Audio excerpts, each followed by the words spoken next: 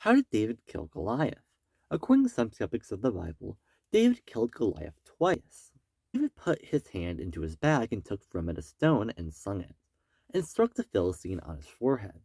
And the stone penetrated his forehead, and he fell on his face to the ground.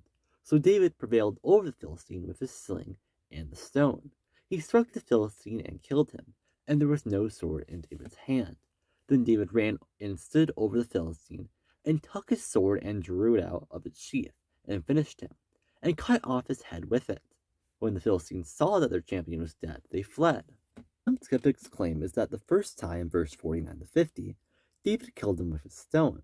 In the second time, verse 51, it seems he killed him with a sword.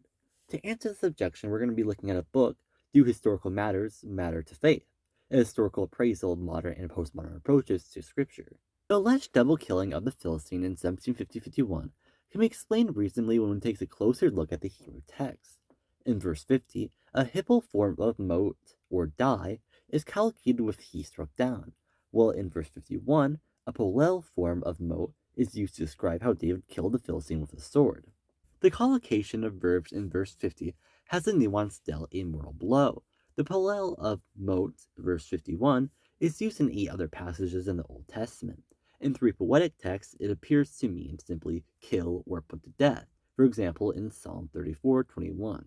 But in narrative, all in Judges Samuel, it appears to have a specialized shade of meaning, referring to finishing off someone who is already mortally wounded, for example in Judges 9:54.